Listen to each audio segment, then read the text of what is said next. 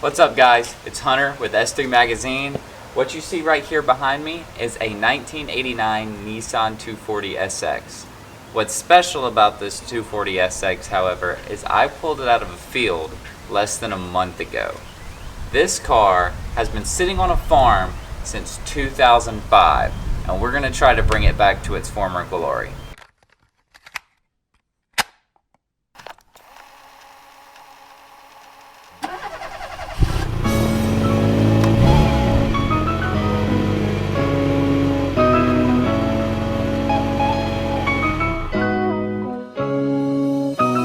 So there's going to be a whole series coming on this car and trying to get this car running. But before we kind of delve into that, I want to tell you the story on how I got this car into my possession and kind of what's going on. And because I did want to make a video just kind of like, right after I got it, because I wanted to make sure that the car was worth kind of trying to put back together. And now that I've, spent some time with it, I think it's got some great potential. And so now I'm kind of doing this little sit down for the first episode, kind of telling you about what's happened from, between then and now. So this is how the story goes. When I'm not with S3 Magazine, I work for a parts store part-time. One night I was working the closing shift, and a guy that I see every now and again, he comes in and, he's asking for some parts, and then we just kind of start, blabbing back and forth about cars that we like, cars that we don't like, whatever. And right as he's about to walk away, he turns around and he says, "Hey, you wouldn't by any chance know anybody looking for a 240, would you?" And I'm like, "Well, what kind of 240? There's a bunch of different, kinds of 240s." And he's like, "Oh, it's just an old 240SX. And I was like, I don't think you can really say just an old 240SX anymore, because you can't find them. I asked him, I was like, "You have one? Like, why are you looking to get rid of it?" And he's like, "Yeah, I've had it a long time." He said it's a 1989. I bought it in 1995.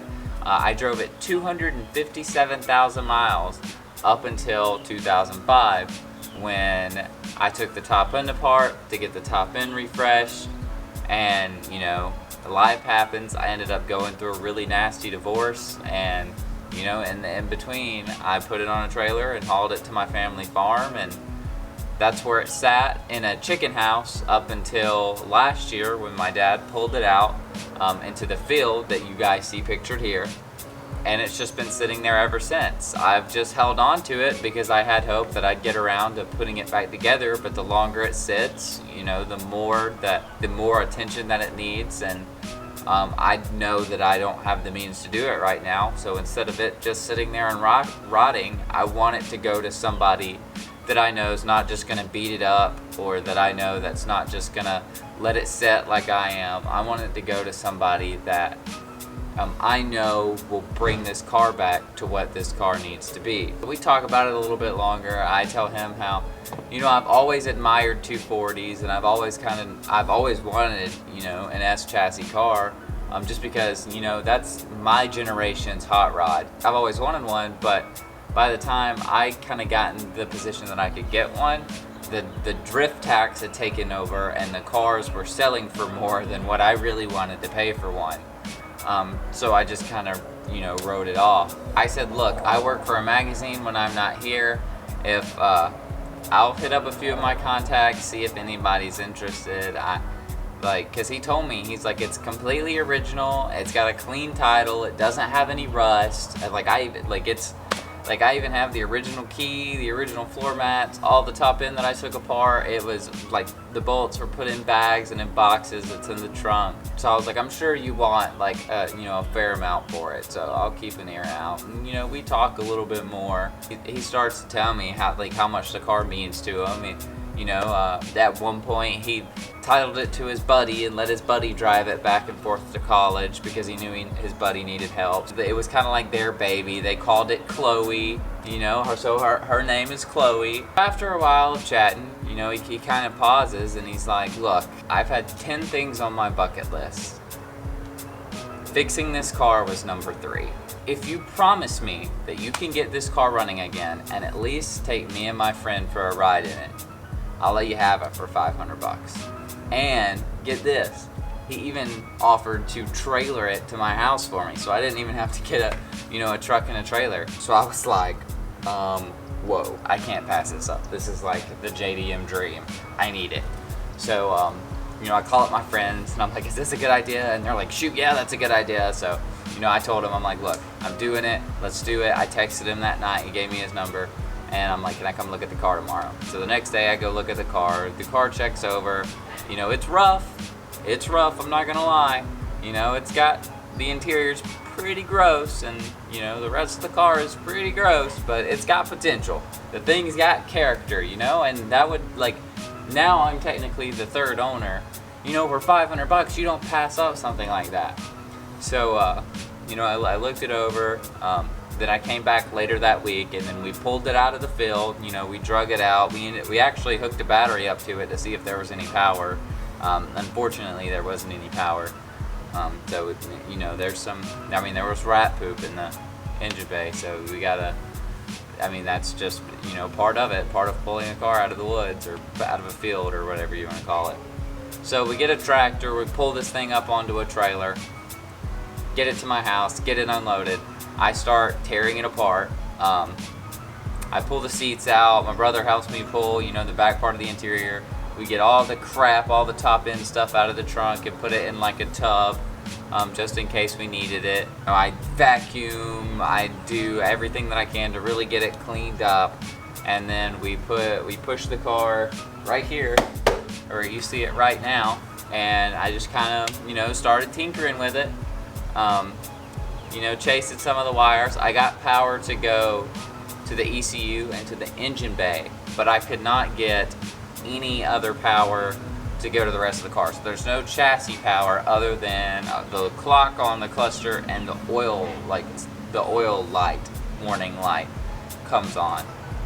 But other than that, nothing. And I even, you know, I chase, so I assume either because the top end's apart and the grounds aren't all connected, there's something there, or it's not unlikely that underneath the fender or whatever, some of the wires aren't eaten through because there was rats in it. I mean, like I said, it's just part of the price you pay for trying to salvage something that's been sitting for so long. So then I sat, I'm like, okay, what am I gonna do?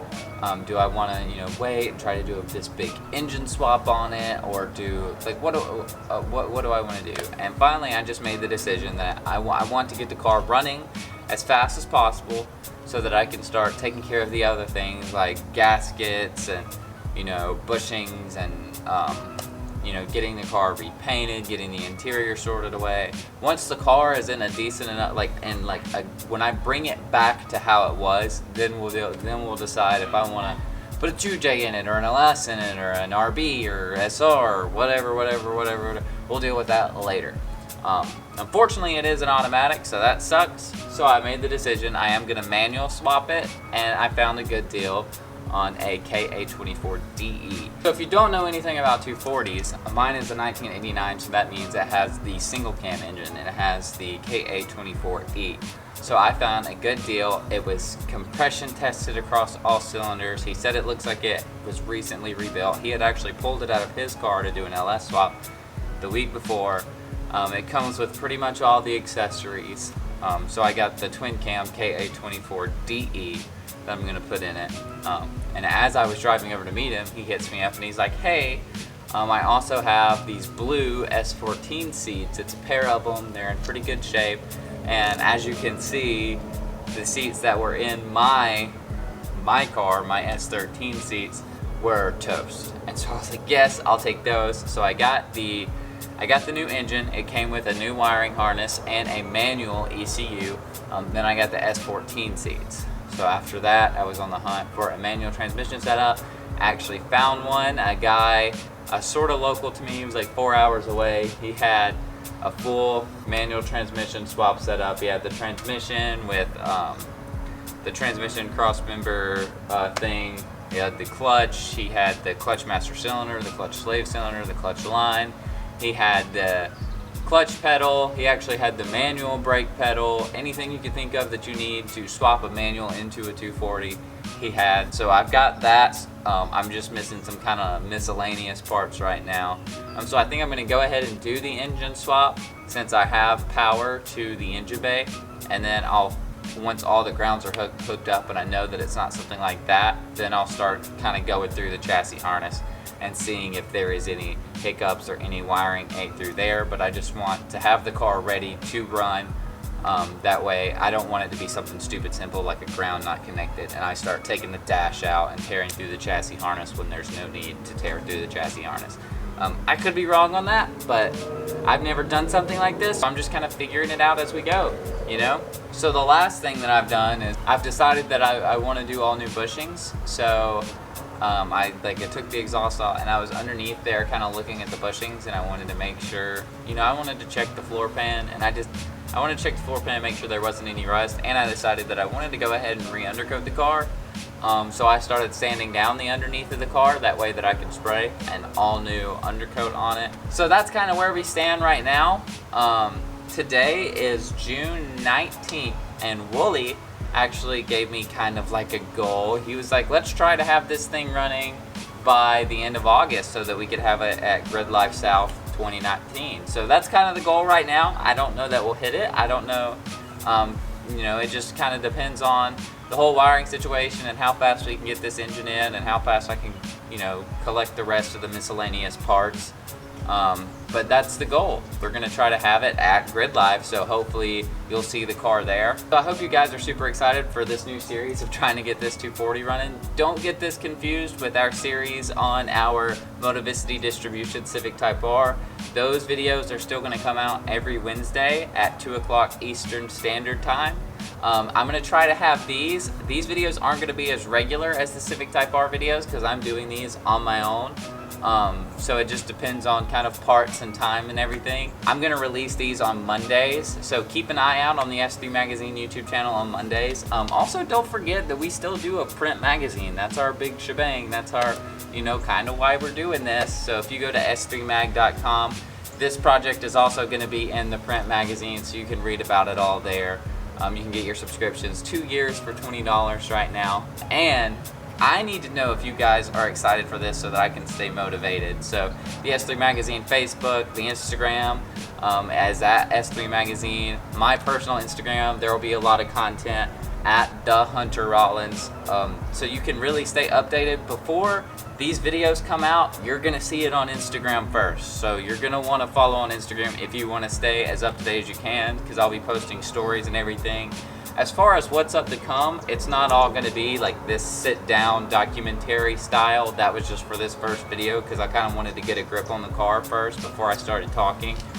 But they're gonna be more vlog styles from now on, so you have that to look forward to. I think the next video is going to be a Grip Royal wheel install, because Grip Royal was kind enough, they were super excited, they're the 240 gurus, so they sent us out a custom wheel for it. You know, the car doesn't have an engine right now, but I could at least get the box out of the way, go ahead and get that installed, and it'll look real cool, just kind of while we're in the in-between waiting for parts.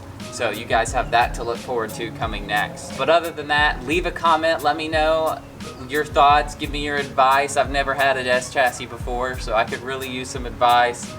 Tag your friends on social medias. Make sure to follow us, leave a like, click the notification bell so you can stay up to date on our Civic Type R series and this series and the other miscellaneous videos we have coming in between. But for now, I'll see you later. I'm Hunter Rollins. We're S3 Magazine. We'll see you next time. Have a good one.